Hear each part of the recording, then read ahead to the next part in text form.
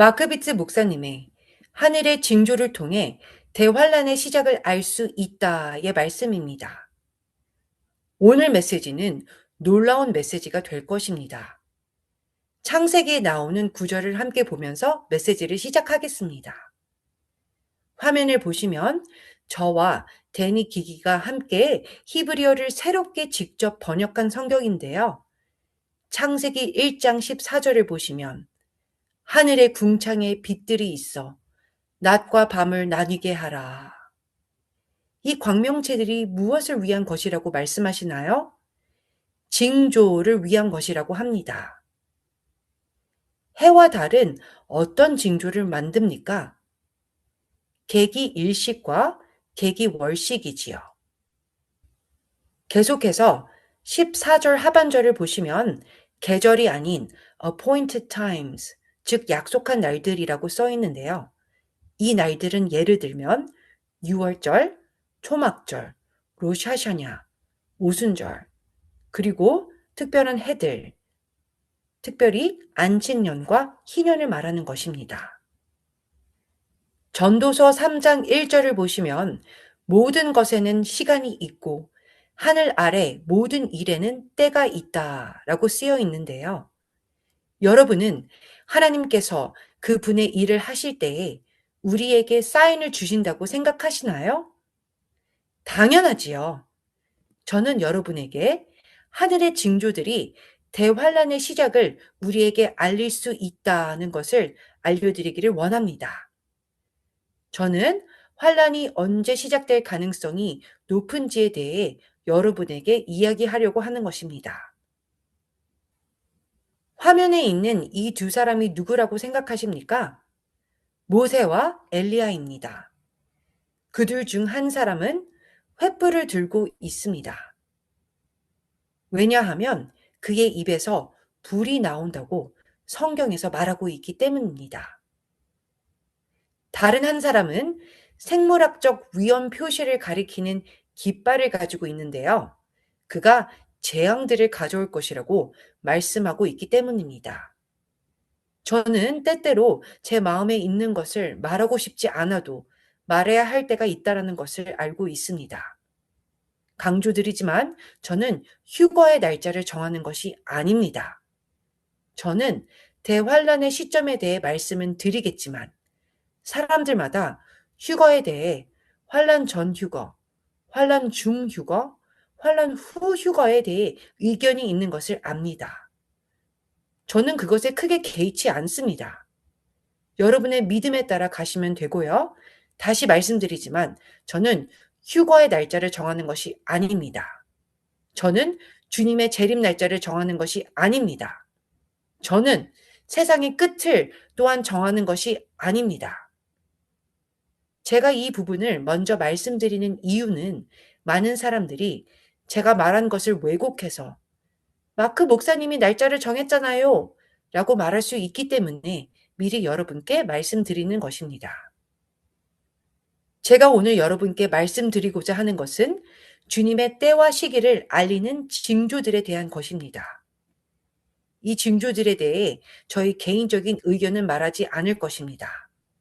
저는 여러분에게 천문학적 징조, 성경적 징조, 수학, 과학이 증거하고 있는 것을 알려드릴 것입니다. 그것만 다루게 될 것입니다. 그리고 저의 설교를 오랫동안 함께한 분들에게 화면에 보시는 책들은 제가 쓴 책의 절반 정도에 불과한데요. 그런데 첫 번째 책 블러드문은 제가 2008년에 블러드문에 대한 징조를 처음에 깨닫고 쓴 자료였고 7년 동안 이 자료를 공짜로 사람들에게 나누었습니다. 제 자료를 본 세계 사람들이 놀랐습니다. 저는 그저 하늘의 징조에 대해 썼지요. 그런데 누군가가 마크 목사님, 사람들이 목사님의 자료에 대한 의견들에 대해 책을 쓰고 있어요. 라고 했습니다. 제가 전 책을 쓴 적도 없는데요. 라고 대답했지요. 그분께서 그 자료를 주시면 제가 책을 내도록 도와줄게요. 라고 해서 2014년에 블러드문이라는 책을 출간하게 된 것입니다. 이 책은 10만 권 이상이 팔렸습니다. 저는 이전에는 책을 쓴 적이 없어 어떻게 책을 쓰는지도 몰랐는데 하나님께서 온전히 개입하셔서 첫 책을 쓰게 된 것입니다. 2015년에는 하나님의 시간표를 써서 모두에게 설교를 하기도 했지요. 많은 분들이 읽으시면서 놀라셨고, 이제 몇 달 안에 네 번째 에디션이 나오게 될 것입니다. 그리고 2019년에 저는 적그리스도의 마지막 때를 분별하기에 대한 책을 냈고, 솔로몬이 적그리스도의 유형이었다는 것에 대해 이야기했습니다. 2020년에 저는 예레미야서와 요한계시록을 함께 연결하여 시간 순서대로 정리했습니다. 2023년에 저는 하나님의 전쟁에 대한 책을 썼습니다. 이 책을 아직 갖고 계시지 않으시다면 반드시 가져야 합니다. 지금 일어나고 있는 일들에 대해 다루고 있기 때문이지요. 그리고 6월에는 마지막 독재자가 나올 예정인데요. 적그리스도에 대해 이야기하게 됩니다. 하나님의 전쟁이라는 책에서 몇 가지를 여러분께 알려드리고 싶은데요. 제가 이 책을 2023년도에 썼다는 것을 기억해 주세요. 124쪽을 보시면 마지막 때에 대한 이 환상은 니산월 동안 이란과 이스라엘 사이에서 큰 전쟁이 벌어지는 것이었습니다. 라고 썼습니다. 이 환상은 다니엘서 10장에 대한 환상입니다. 제가 책의 이 전쟁은 니산월에 일어났고 어떤 특정 해, 똑같은 달에 또 일어날 것이라고 썼습니다. 그리고 저는 2024년 4월이 이란과의 예언적 전쟁이 시작될 가능성이 있는 해가 될 수 있다라고 썼습니다. 그리고 그 전쟁이 2026년 봄까지 계속될 수 있다라고 했지요. 그런데 어떻게 됐지요? 2024년 4월 11일에서 17일까지 이란과의 전쟁이 실제로 벌어졌습니다. 저는 역사적 성경에 나오는 징조들을 근거로 역사적 사실을 썼습니다. 또 제 책에 있는 내용을 말씀드리는데요. 이란이 이스라엘의 궁극적인 목표가 될 것이고 미국이 이란과 전쟁하게 될 것이라고 썼습니다. 그런데 지금 우리가 무엇을 보고 있습니까? 얼마 전에 미국이 이란에게 전쟁을 일으켰지요. 이 전쟁은 언제 일어났나요? 지난 블러드문 때인 불임절에 일어났습니다. 개기 일식과 월식에 대해 잘 모르시는 분들에게 알려드리고 싶습니다. 하나님께서는 하늘의 광명체들은 징조를 위해서라고 하셨지요. 개기 일식은 이방 나라들에게 전쟁이 일어난다는 징조입니다. 개기 월식은 이스라엘에 일어나는 전쟁을 알리는 것이지요. 만약 두 가지가 함께 일어나면 이스라엘이 어떤 특정한 나라와 전쟁하게 되는 상황일 수도 있는 것입니다. 다시 말씀드리지만 제 책은 2023년도에 썼습니다. 그런데 화면에 보시다시피 2026년 블러드문이 나타내는 시기쯤에 이란과 관련된 전쟁이 일어날 것이라고 했습니다. 바로 지금 일어나는 상황이지 않겠습니까? 그래서 저는 제가 말해온 내용들이 성경적인 근거를 가지고 있다는 점을 여러분에게 보여드리려고 하는 것입니다. 최근에 이란의 미국 본토 공격 가능성 때문에 미국이 높은 경계 태세에 들어갔다라는 기사가 나왔습니다. 제 책 95쪽을 보시면 제가 미국 여러 지역에서 테러 공격이 일어날 가능성에 대해서도 언급했습니다. 저는 이 모든 일이 일어날 것이라고 했습니다. 그리고 이번 해는 아직 끝나지도 않았지요. 이 책 안에 앞으로 일어날 일들에 대해서도 더 많이 써 놓았습니다. 사람들이 앞으로 무슨 일이 일어날지 읽을 수 있게 현재 거의 70% 할인해서 판매하고 있습니다. 이제 여러분께 징조에 대해 설명해 드리겠습니다. 예루살렘의 성전은 AD 70년에 파괴되었습니다. 화면의 표 오른편을 보시면 AD 69년에서 71년 사이에 하늘의 징조에 대해 열거해 있습니다. 표를 보시면 계기 일식과 월식들이 초막절, 니산월 1일, 유월절, 성전이 무너진 아부월 9일, 로샤샤냐, 초막절, 불임절, 니산월 1일, 로샤샤냐에 일어난 것을 볼 수 있습니다. 이것은 제가 단순히 추측을 한 것이 아닙니다.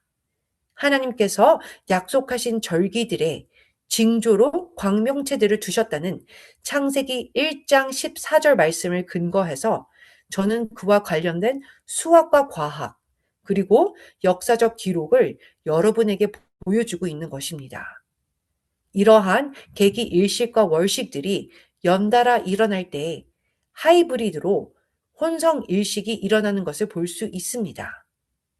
표를 보시면 하이브리드 일식이 2번 나타나는 것을 보게 되는데요. 나사 웹사이트에 가서 보시면 평균적으로 약 10년에 한 번 정도만 이런 하이브리드 혼성 일식을 볼 수 있게 되는 것을 알 수 있습니다. 표를 다시 보시면 하이브리드 혼성 일식이 몇 달 사이에 2번의 절기에 일어나는 것을 보게 됩니다. 하나님께서는 무슨 일이 일어나는지 주의 깊게 보라라고 말씀하시는 신호인 것 같습니다. 1492년 콜럼버스가 대서양을 항해하지만 사람들은 당시 스페인에서 모든 유대인들이 추방된 사실을 알지 못했습니다. 그리고 바로 그 시기에 이 4번의 블러드문이 일어납니다. 이스라엘은 1949년에 국가가 되었습니다. 사실 대부분 사람들은 1948년이라고 말합니다. 그때 전쟁이 시작되었기 때문이지요. 하지만 실제로 국가로 인정받은 것은 1949년입니다. 화면을 보세요. 그 당시 다시 한번 4번의 블러드문과 반영 월식, 부분 월식이 일어나게 됩니다. 그리고 언제 일어나는지 한번 보세요. 6월절, 초막절, 6월절, 초막절, 6월절, 초막절에 일어났습니다. 이제 좀 눈치를 채야 할 것 같지 않으세요? 제가 2008년에 계기 일식과 계기 월식에 대해 처음 발표하고 많은 사람들이 이에 대해 글을 썼을 때 많은 기독교 지도자들은 이를 무시했고 정말 아무것도 몰랐습니다. 제 책을 다시 보시면 1967년 6일 전쟁이 일어났던 해에 생긴 계기 월식과 계기 일식을 보세요. 바로 그 6일 전쟁 기간이 있던 67년과 68년 안에 그 모든 계기 일식과 월식들이 6월절, 초막절, 6월절, 초막절, 니산월 1일, 로샤샨에 일어났습니다. 그런데 놀라운 것은 그것들이 그 해 전쟁의 징조였을 뿐만 아니라 1973년 욤키프르 전쟁에 미리 나타난 전조 징조이기도 했다는 것입니다. 왜냐하면 희년은 오직 욤키프르, 즉 대속죄의 날에만 선포할 수 있기 때문입니다. 그리고 1973년 욤키프르는 희년이 시작되는 날이었어요. 이 전쟁은 희년의 시작에 있었고 다음 희년 끝에 또 다른 전쟁이 있게 되었습니다. 왜냐하면 그로부터 50년 후가 되면 2023년이 되고 그때 무엇이 일어났나요? 바로 2023년 10월 7일에 Iron Swords War, 아이언 소드 전쟁이 일어났는데요. 그날은 희년의 마지막 날이었습니다.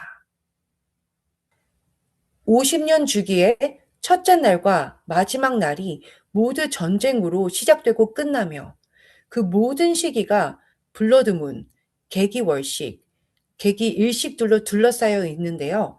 그렇게 일어나는 확률이 과연 얼마나 될까요? 2014년과 15년에 있었던 계기일식과 월식들에 대해 모두가 궁금해했습니다.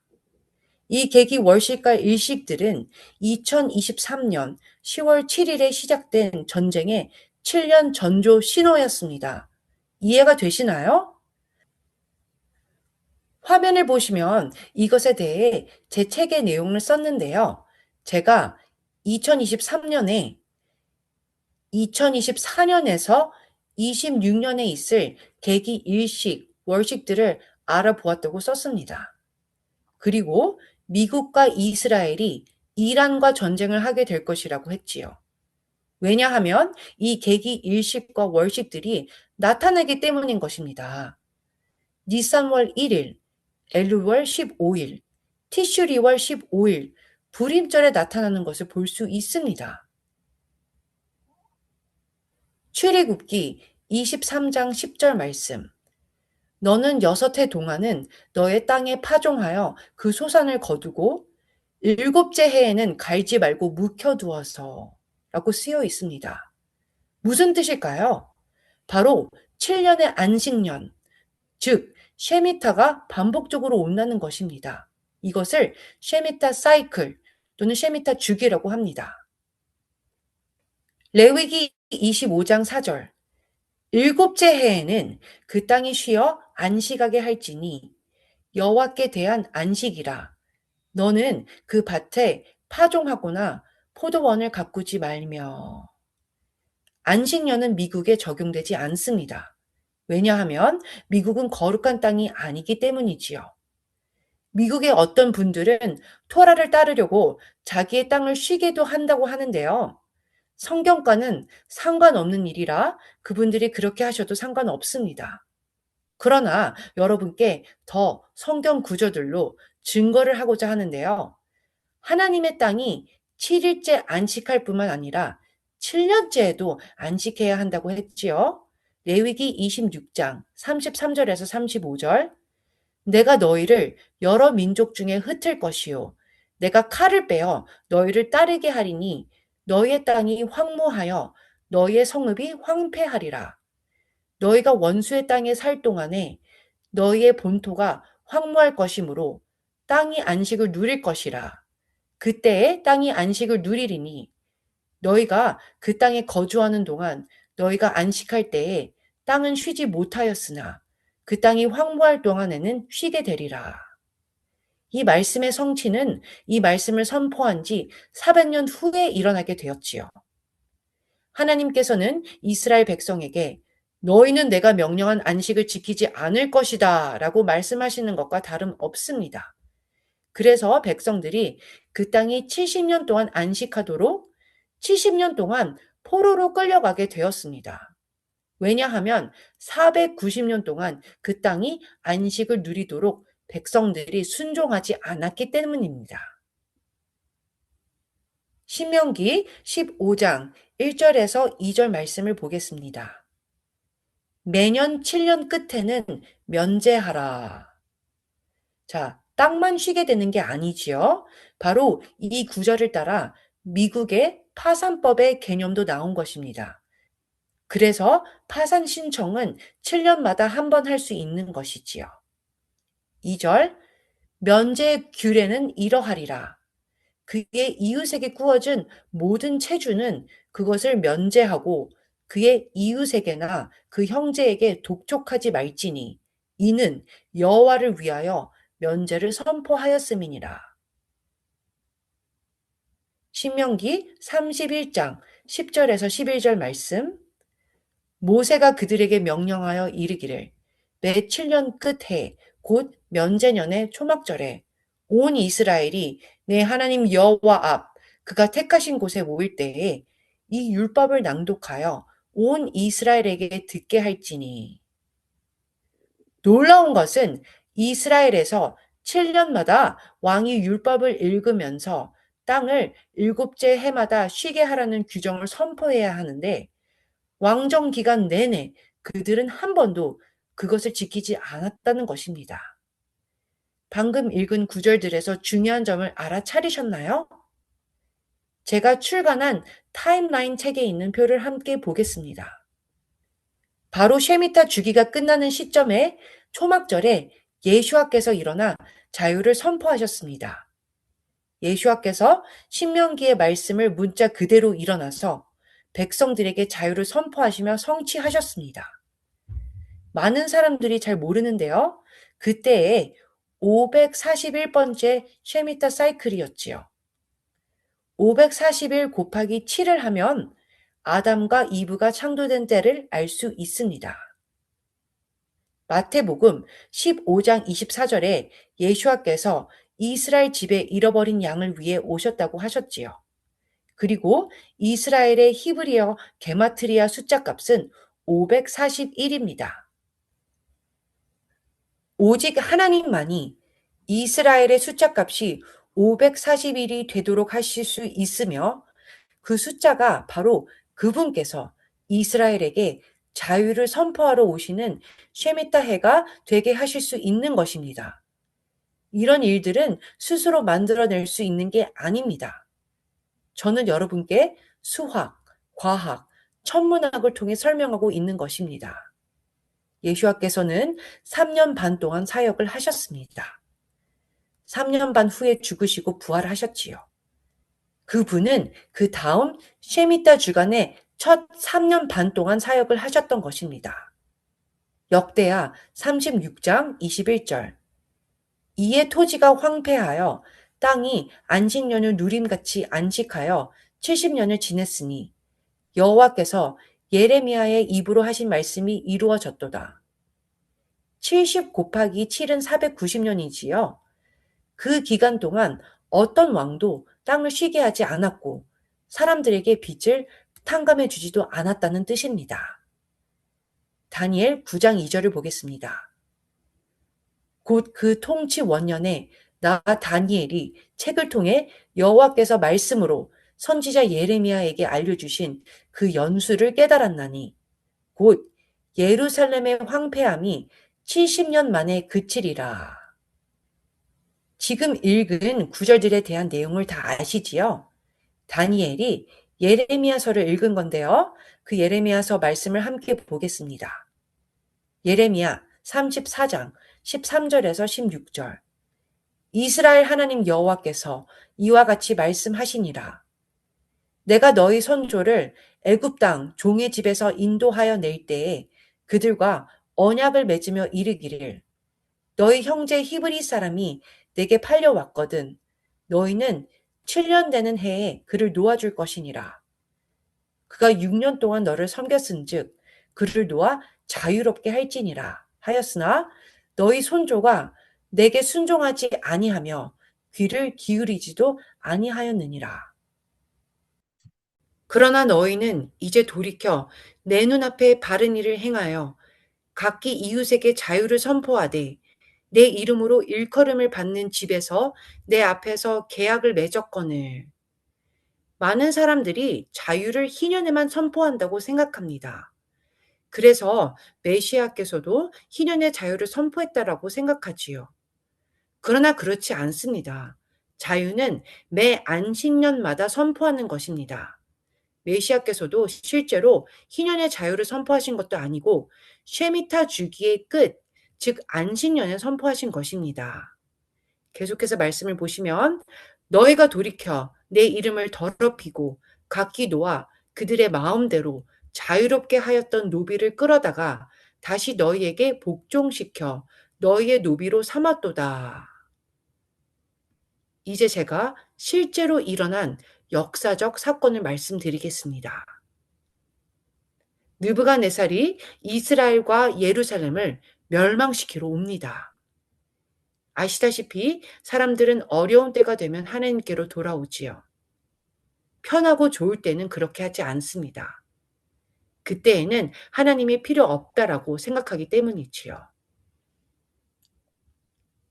하지만 이제는 백성들에게 하나님이 필요하게 된 것입니다. 그 당시 왕은 땅을 쉬게 하는 해, 즉 안식년을 지키지 않은 것이 문제였다는 것을 알아차릴 만큼 영리했습니다. 그래서 무엇을 즉시 했을까요? 마침내 490년 만에 바로 성전이 파괴되기 전 해입니다. 이때는 쉐미타 주기의 마지막 해였고요. 왕이 말하기를 좋아, 이제 쉐미타, 즉 안식년을 지키자라고 했습니다. 그러자 하나님은 즉시 느부갓네살이 그를 멸망시키지 않도록 하실 준비를 하셨지요. 그때 이집트가 오게 되어 느부갓네살 왕을 쫓아냈습니다. 이스라엘은 이 모든 공을 하나님이 아닌 이집트에게 돌렸습니다. 그래서 그들은 다시 모든 사람을 속박 상태로 되돌려 놓았습니다. 이 때문에 하나님은 느부갓네살을 다시 보내어 그곳을 멸망시키게 하신 것입니다. 다니엘 9장 24절. 내 백성과 내 거룩한 성을 위하여 이른 이레를 기한으로 정하였나니. 이른 이레는 무엇을 의미하나요? 이것이 1년이 52주라는 뜻인가요? 그렇다면 70주는 1년 반 정도가 될 텐데요. 70주가 정해졌다라고 할 때는 몇 년을 말하는 것이지요? 490년을 말하는 것입니다. 쉐미타의 70주를 말하는 것이기 때문입니다.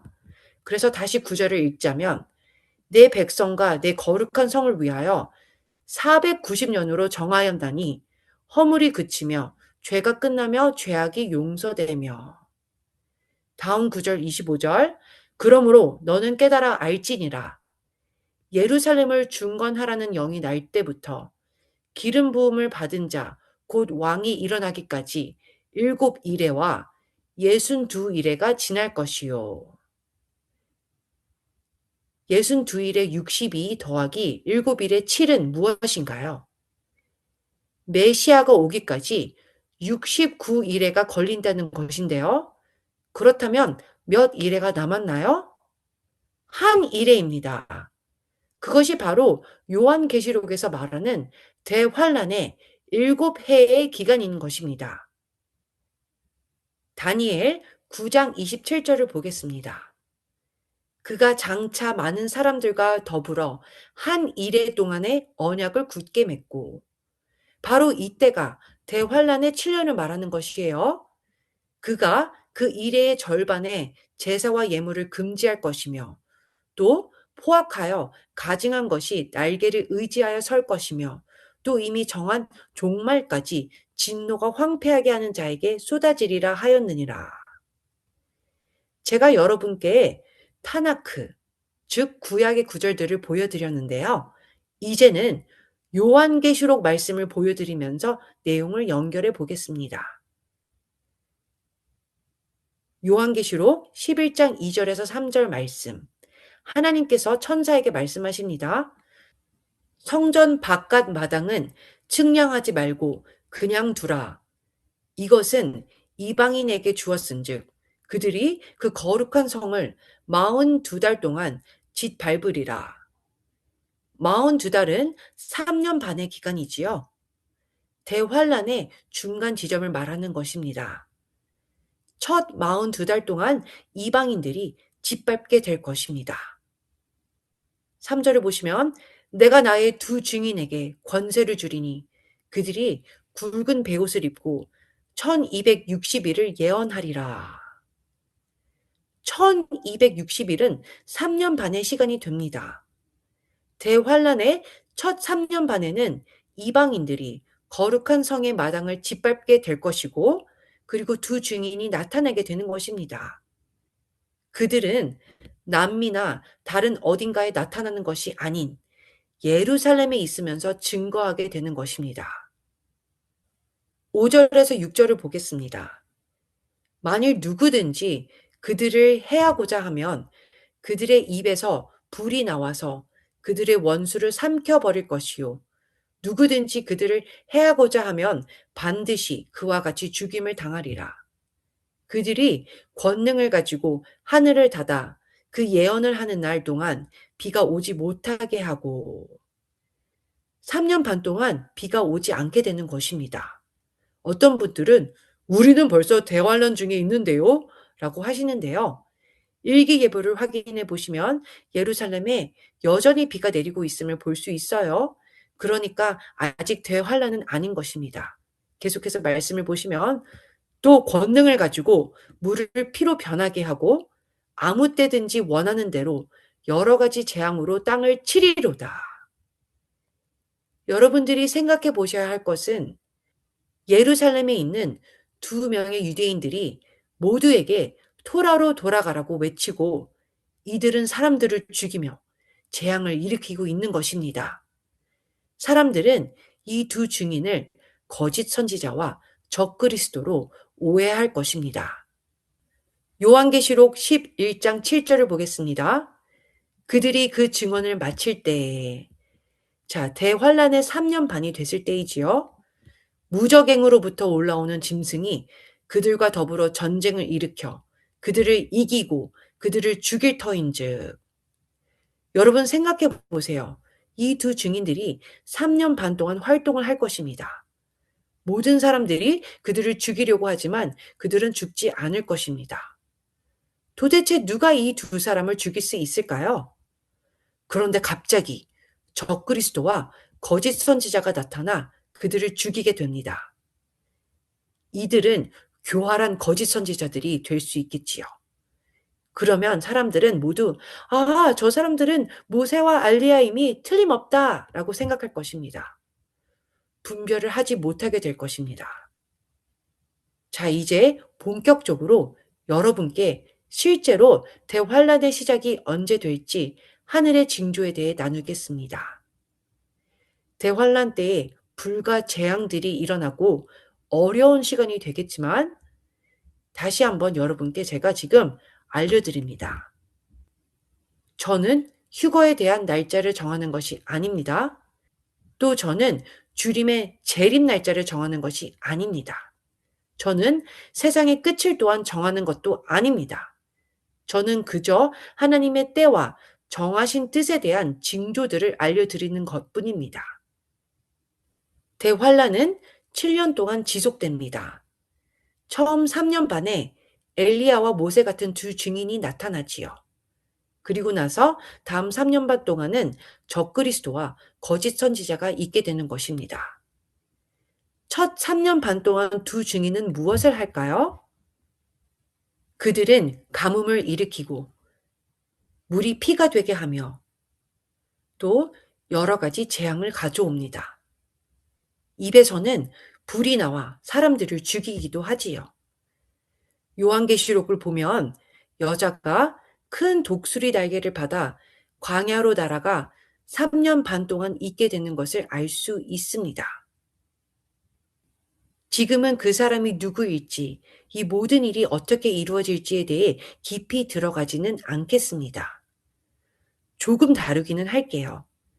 우리가 성경을 읽으면 무슨 일이 정확하게 일어나는지 알 수 있습니다. 요한계시록 11장 9절 말씀을 보겠습니다. 백성들과 족속과 방언과 나라 중에서 사람들이 그 시체를 사흘 반 동안을 보며 무덤에 장사하지 못하게 하리로다. 이 구절이 무엇을 우리에게 알리고 있는 것일까요? 이 구절은 유엔이나 새롭게 결성된 평화위원회가 예루살렘을 통제한다는 것을 알려주고 있습니다.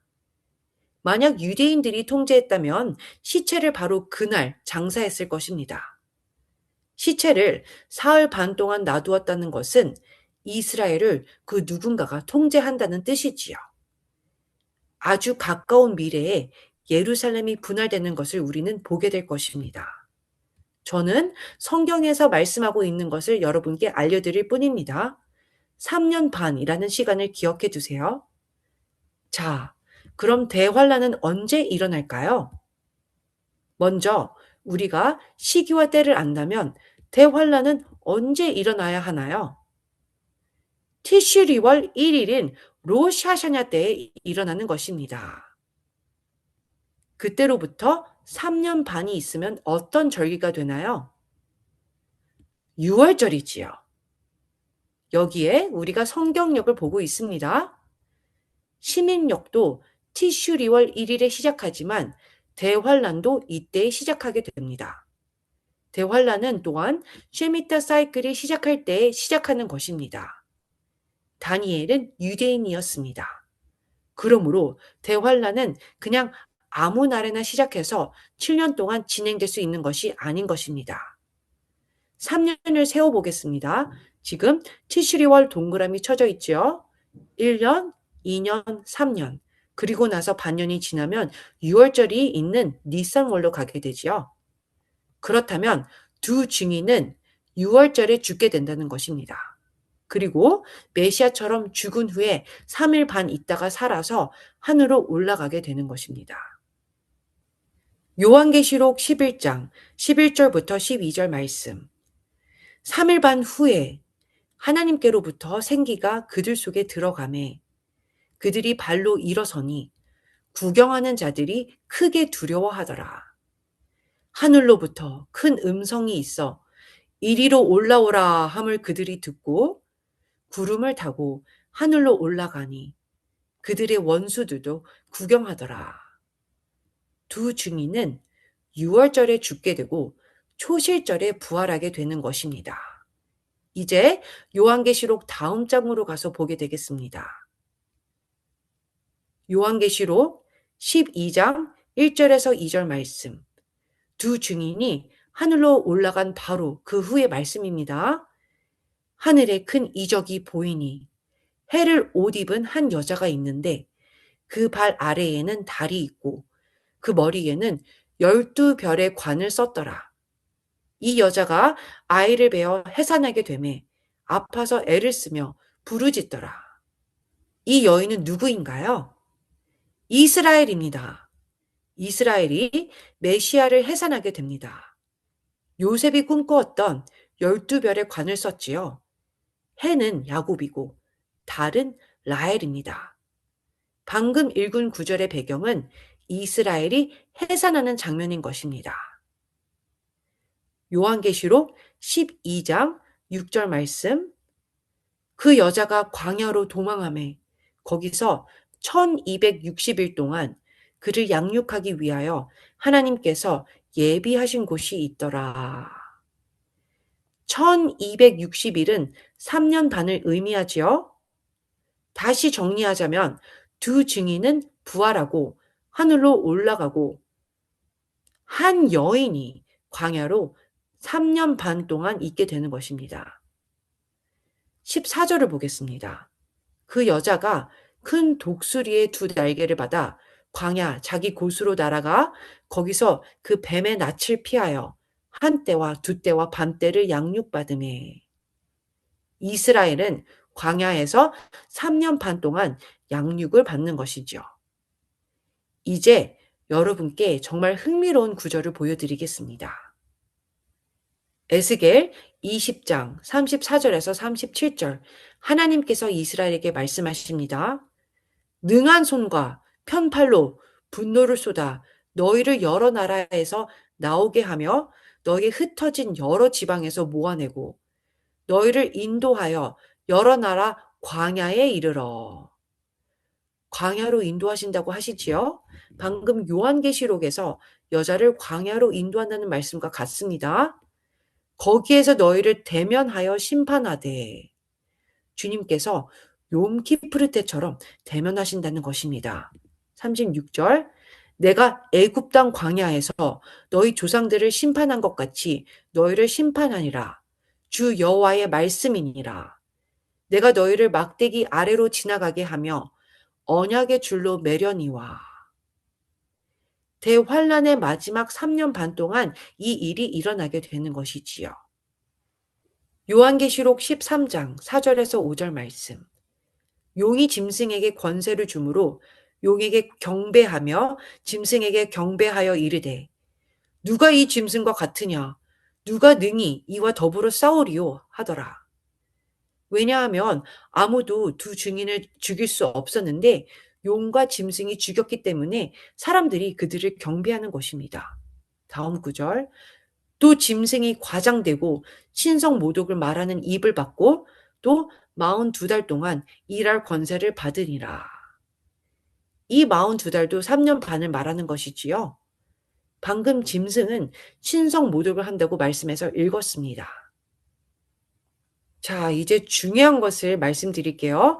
호세아 5장 14절에서 15절 말씀. 내가 에브라임에게는 사자 같고 유다 족속에게는 젊은 사자 같으니 바로 내가 움켜갈지라. 내가 탈취하여 갈지라도 건져낼 자가 없으리라. 그들이 그 죄를 뉘우치고 내 얼굴을 구하기까지 내가 내 곳으로 돌아가리라.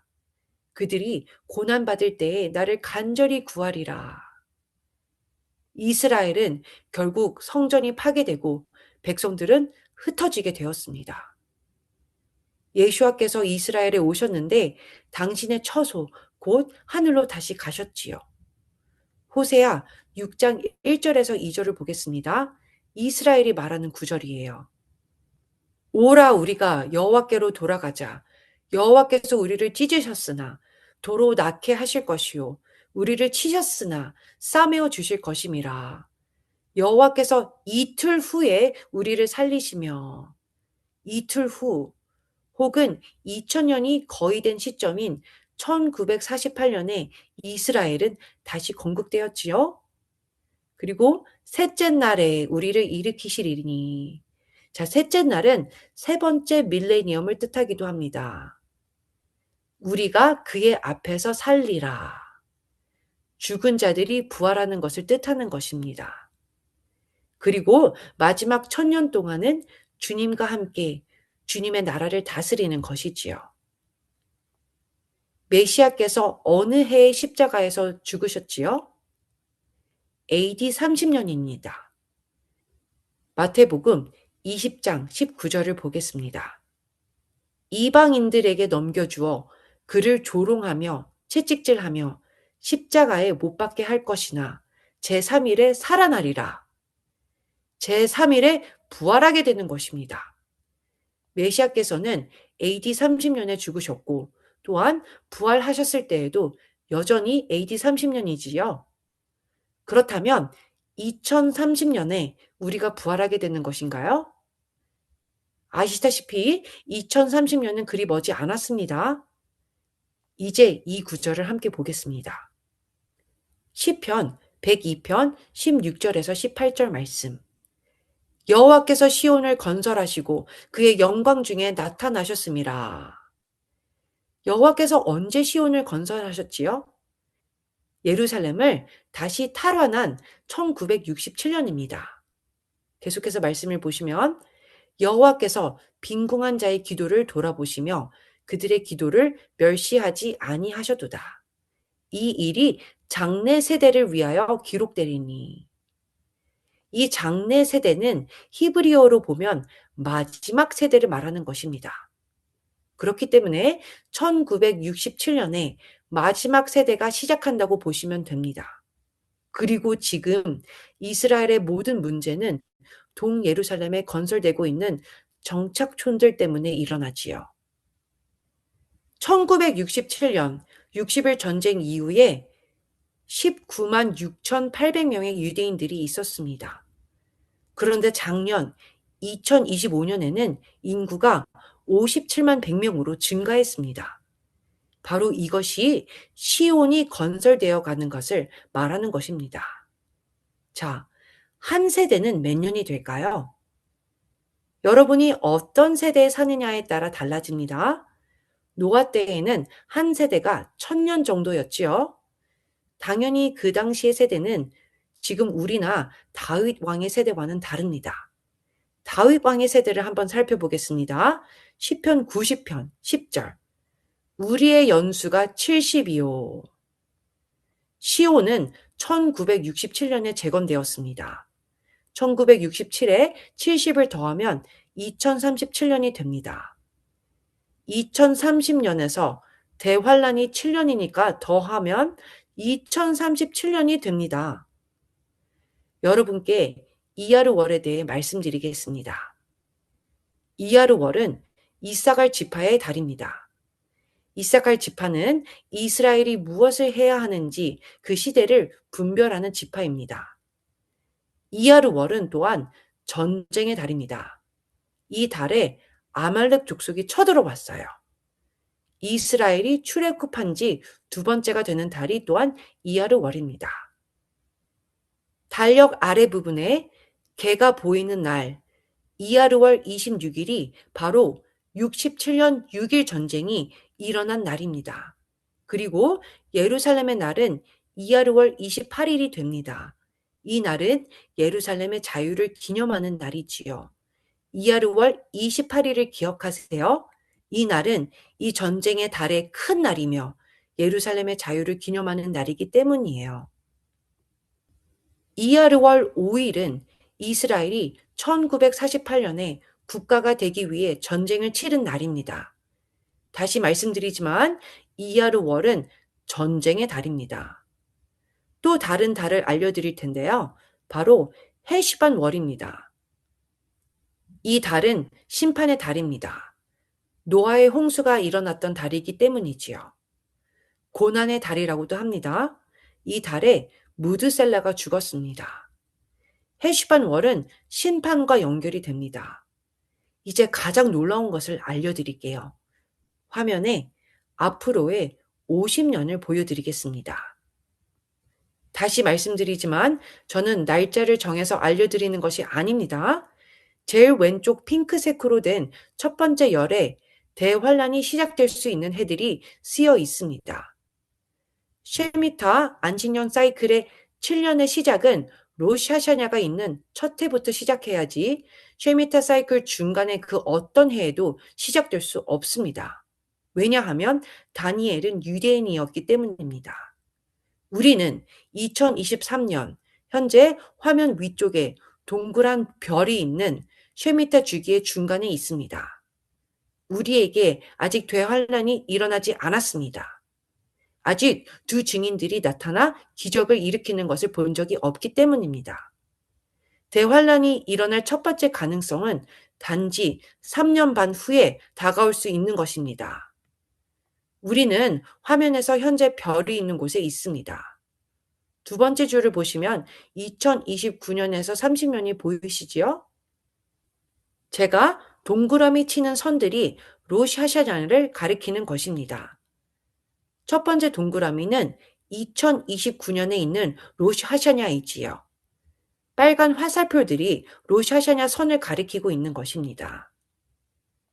대환란이 2029년에 시작될 가능성에 대해 살펴봅시다. 2029년은 828번째의 쉐미타 주기가 시작되는 해입니다. 두 증인이 나타나고 대환란이 시작되지요. 두 증인은 3년 반 동안 사역을 하게 됩니다. 유엔이 3년 반 동안 통제하게 되는 것이지요. 두 증인은 불을 내뿜어 자기들을 죽이려고 하는 사람들을 모두 죽일 것입니다. 그리고 어떤 일이 일어나지요? 적그리스도와 가짜 선지자가 나타나 두 증인을 죽이고 3일 반 후에 두 증인이 부활하게 됩니다. 그해 6월절에 예루살렘에 블러드문이 있게 될 것입니다. 얼마나 신기한 일인가요? 정확히 쉐미타 주기 한가운데에 미국을 제외한 전 세계에서 볼 수 있는 계기 월식이 나타나게 되는 것입니다.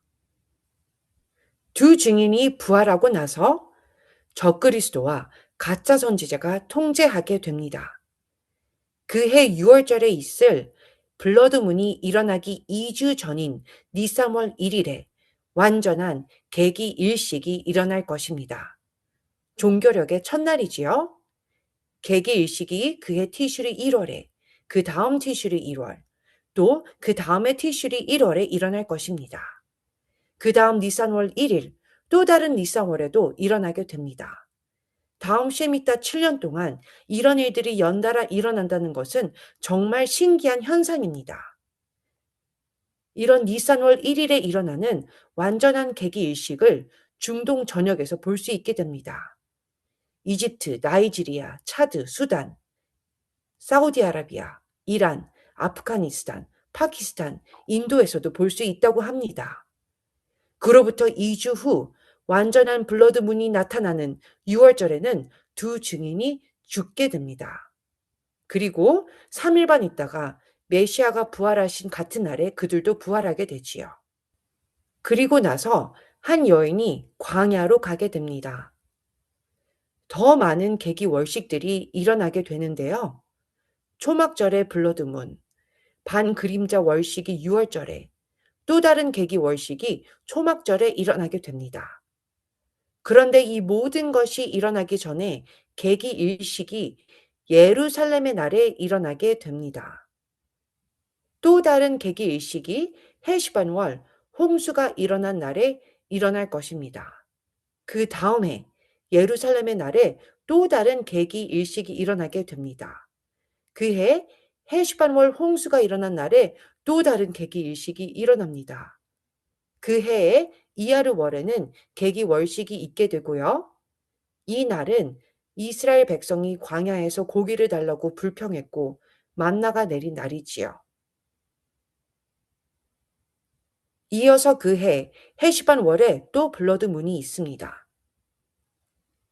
2033년 4월 14일 6월절에 블러드문을 볼 수 있는 지역들은 유럽, 아프리카, 아시아, 호주 전역입니다. 대환란의 중간 지점이며 두 증인이 죽고 나서 부활하게 되는 날이지요. 이런 현상들은 제가 보여준 앞으로의 다른 쉐미타 주기에는 다시는 일어나지 않게 될 것입니다.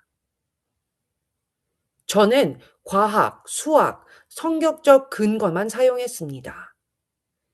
제가 히브리 달력으로부터 날짜를 알아봤는데요. 다니엘서에 나온 환상들에 대해 여러분 아시지요? 다니엘 7장 25절을 보겠습니다. 적그리스도가 무엇을 할까요? 그가 장차 지극히 높으신 이를 말로 대적하며 또 지극히 높으신 이의 성도를 괴롭게 할 것이며 그가 또 때와 법을 고치고자 할 것이며 때를 고치면 언제 어떤 현상들이 나타나는지 알 수가 없게 되는 것입니다. 바로 콘스탄틴 대제가 때와 절기들을 다 바꿨지요. 계속해서 말씀을 보시면 성도들은 그의 손에 붙임 바 되어 한 때와 두 때와 반 때를 지내니라. 바로 3년 반을 말하는 것이지요. 다니엘 12장 6절에서 7절 말씀 보겠습니다. 그 중에 하나가 세마포 옷을 입은 자, 곧 강물 위쪽에 있는 자에게 이르되 이 놀라운 일의 끝이 어느 때까지냐 하더라.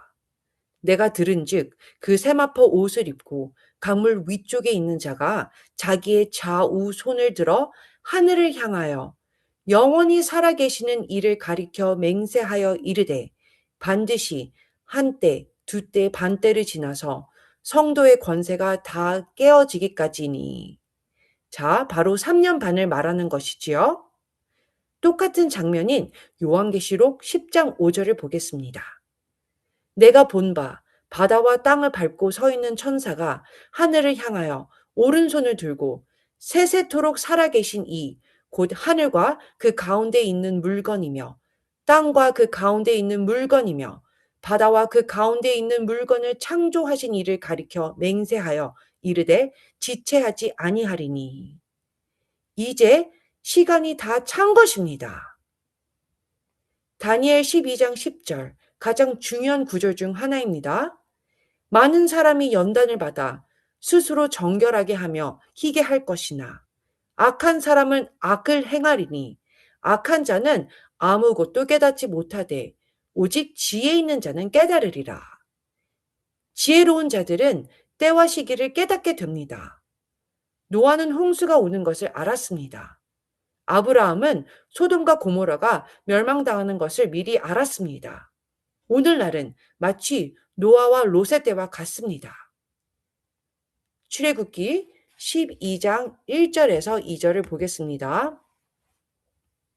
여호와께서 애굽 땅에서 모세와 아론에게 일러 말씀하시되 이 달을 너희에게 달의 시작 곧 해의 첫 달이 되게 하고 이 날은 바로 니산월 1일이며 제가 차트로 보여드린 계기 일식과 월식들이 시작되는 날입니다. 여러분이 하나님의 달력과 함께하지 않으신다면 노아의 방주를 놓치게 되는 것입니다. 여러분, 노아의 방주를 놓치고 싶으신가요? 아니지요. 함께 다니엘 12장 11절에서 12절을 보겠습니다. 매일 드리는 제사를 폐하며 멸망하게 할 가증한 것을 세울 때부터 1290일을 지낼 것이요.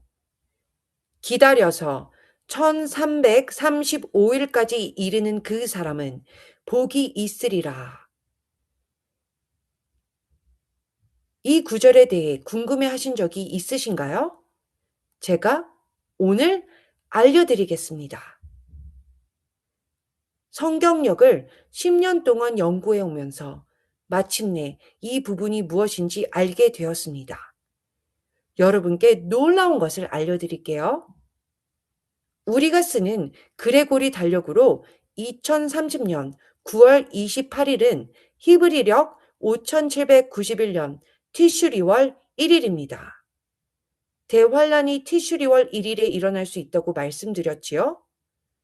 2034년 4월 10일은 히브리력으로 니산월 21일입니다. 니산월 21일에는 무엇을 하나요? 먼저 화면에 이 두 날짜는 1290일이 걸린다는 것을 보여드립니다.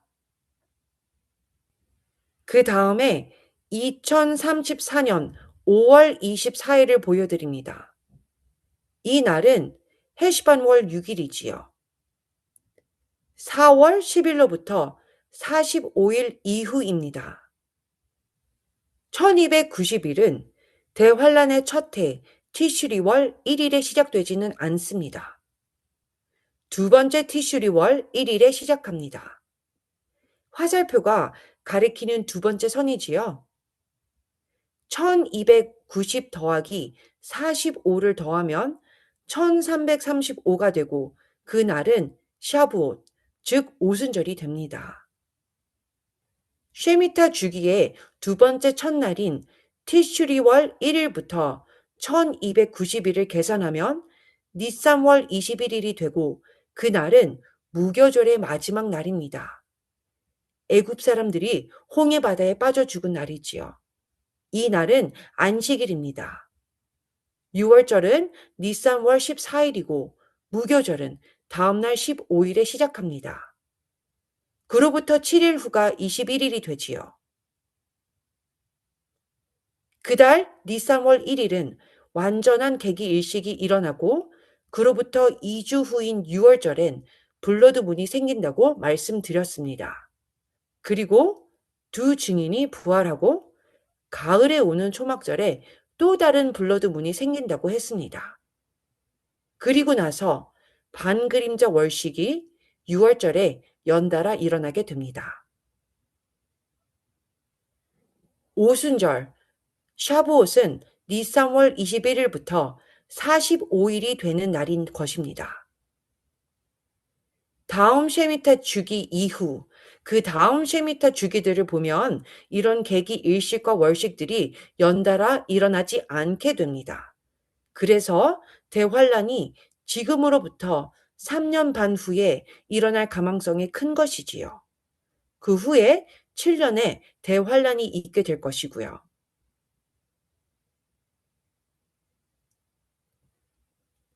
그리고 나서 예수와께서 지금 달려라.